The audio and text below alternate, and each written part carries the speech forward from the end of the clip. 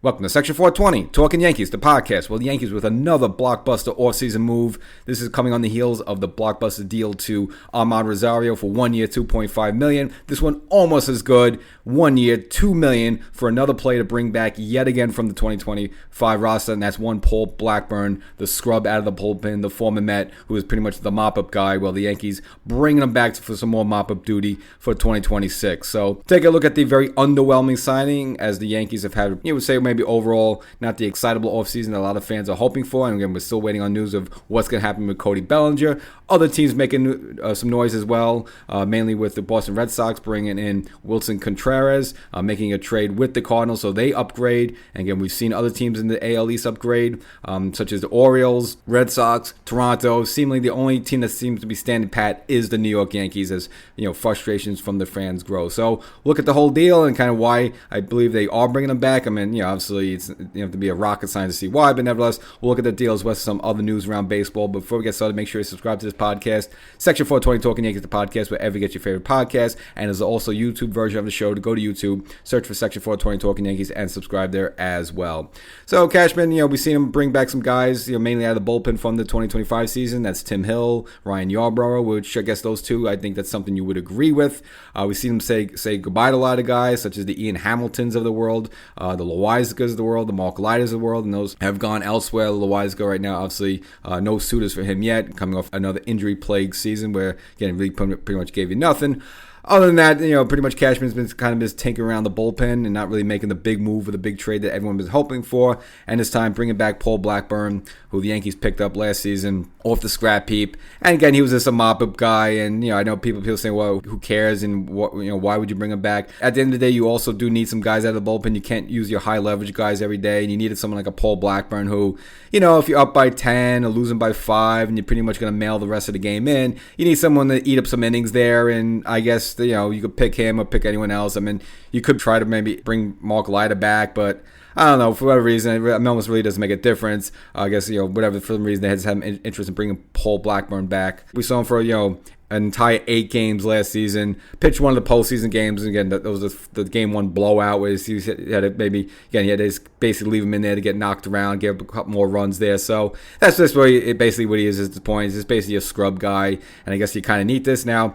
Gets a $2 million contract, which seems kind of high there for a mop-up guy, a scrub guy out of the bullpen, but nevertheless, there are some incentives, so if he could stay healthy, he gets a $100,000 bonus for reaching certain inning milestones. So once he reaches 80 innings pitched, he gets $100,000. If he reaches 90, he gets $100,000. 100, 112, 120, you get the point there. So if he reaches these milestones, so it's $2 million plus, again, bonuses if he could stay healthy and contribute innings and stay on the team, not to the point where they end up just cutting him at some point, which is probably going to happen more or less.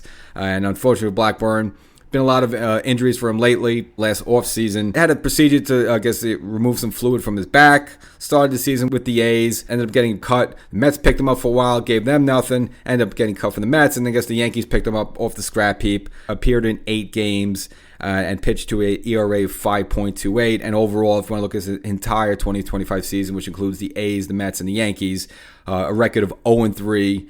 With an ERA of 6.23. So nothing really excitable here. Again, this is more or less someone you bring it back. Maybe you figure, all right, you know what? He was here a little bit. He's familiar. He's familiar with New York.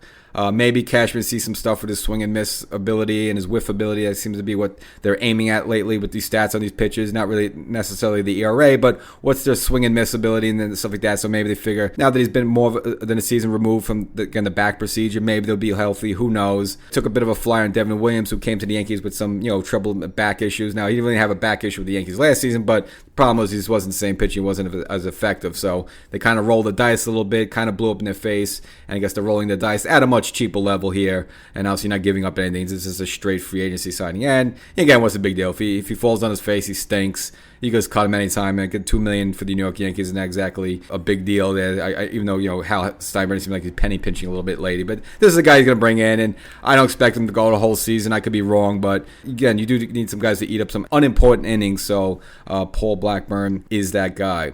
And as mentioned before, fans are not really getting excited about this because, the Yankees haven't really done any big moves. And again, we're still kind of waiting on word on Cody Bellinger, which right now you're hearing all sorts of stories that the Yankees maybe only want to offer 4 years, and they're not kind of backing off that. Bellinger probably wants something more in the tune of 6 or 7 years there. So it seems like there's going to be a bit of a gap there. So this is, something that's probably going to come after the holiday season before we finally see an announcement of this. And, Tucker's floating out there as well. Now, there was speculation about Michael King, and I did address it in maybe the 2 YouTube episodes ago. I did not think there was an opportunity for him to come here for the Yankees. I didn't think they were going to spend extra money like that to bring back a guy who, again, came through your system anyway.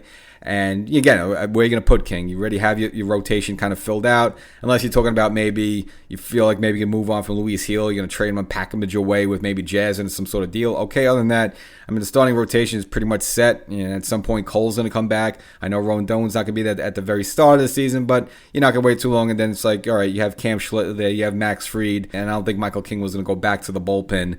Long story short, anyway, so he ends up re-signing with the San Diego Padres, 3-year deal for $75 million. So it didn't sound like they were interested in re-signing him. Seemed like he was going to possibly go either to Boston, who still wants to work on their starting rotation, as well as the Baltimore Orioles, again, looking to rebound after a very disappointing 2025 season when they finished in last place. Obviously, they added Pete Alonso. They added some starting pitching, Baez, and then also now Ryan Helmsley coming out of the bullpen as well. So they've been making improvements. As mentioned before, Toronto's making improvements with Dylan Cease. Boston made the improvements, getting Contreras in a trade from the St. Louis Cardinals to play first base. And again, they've been looking for a first baseman, and there were some rumors they were possibly going to be in on Alonso. And I thought, Alonso made a lot more sense in Boston than even Baltimore, but they still end up with a power-hitted right-handed first baseman in Contreras coming from the Cardinals. Boston giving up a couple of pair of arms to do so. And Contreras comes in here. Last year, hit 20 home runs with 80 RBIs on a bad team. Obviously, he's going to come to a better situation. And again, playing in Fenway Park with the Green Monster there. So now we've seen pretty much all the teams, maybe except Tampa, making upgrades in the AL East, while the Yankees kind of just standing pat. Again, which makes fans a little bit nervous that, see these other teams making moves, the Yankees not. And it's just a matter of whether Bellinger is going to be back or not. I'm just getting a sense that the Yankees feel like they're right there. Hal Steinbrenner kind of made that in his comments that, they're kind of right there. They just need to tweak a few things. And, some of them is maybe, with the new first base coach, Dan Fiorito, figure maybe the Yankees will just be a little bit better, smarter on the base pads there. They maybe want to shore up their defense and holding, the fact that you got now Ryan McMahon, a solid defender there at third base for the whole season to start the year. And there's little things, again, a lot of finger crossing, hoping Dominguez is better now that he has a year under his belt. Ben Rice, that now he has a little bit more familiarity, playing every day as an everyday player, getting a little bit better at first base, shoring up little things, and it's the fact that they're going to have Cole back. Again, at certain points too, then Rendon returned, and Volpe returned. They're kind of just right there. They just, need a couple things to break right, and that just seems like what the Yankee philosophy seems to be right now. Not that they need any sort of big overhaul changes. So I just don't see what's going to be out there, any in terms of a trade or anything else, that the Yankees going to make any wholesale changes. So I mean, this team, the kind of the team that limped out of the playoffs against Toronto, there is pretty much going to be more or less the same. Just now, the fact that at some point you get Garrett Cole back, you have a full season of Cam Schlitter. I mean, we saw what he did in just a small amount of time there, and if you just hope he builds off that. And again, it's just those little increases, like I said. McMahon a full year at third base, and hoping Dominguez is a little bit better, hoping Ben Rice is a little bit better, and hoping Volpe, recovers from the shoulder procedure. And again, he could be a little bit more what we thought he was all going to be when he first came up here as a rookie. And they're kind of like right there, and we just need a good break and something else there. So this is kind of seeing what it is with the Yankees right now. So if you're expecting something big or anything like that, it just doesn't look like that's the case. Can this be a very good team? Of course. And, there is a lot of room that they give me to be better than last season. Again, they had pretty much a horrible summer. They still ended up with 94 wins. Just imagine if they didn't have as horrible a summer. You're probably talking about definitely AL East champions and probably a different story in the playoffs, and that's of course a lot of what ifs. But again, that's just kind of the truth it is, and I just think that's where they feel. They just feel like we're right there. We just need to stay healthy, and just maybe one or two more things need to break right, and maybe just see what happens during the trade deadline, and maybe they pick up a player or two like that to make a difference, like they've done this past offseason when they kind of revamped the bullpen, brought in guys like McMahon, brought in guys like Rosario, and just made little tweaks there. And I just think that's just the way it's going to be. So it's just really, again, kind of been repeating myself a lot. This all comes down to whether Bellinger is back or not. Other than that, this is probably going to be your Yankee team. So that's the episode. Paul Blackburn is back. Not that anyone cares more or less there, but again, you do need guys to eat up some garbage innings there. So that will be Blackburn's job for 2026. We'll catch you next time.